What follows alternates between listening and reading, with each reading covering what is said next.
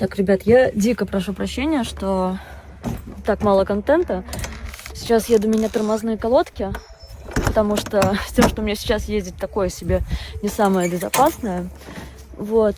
И как только машину приведу в порядок, сразу повыше в горы и побольше фотографий и красивых видео.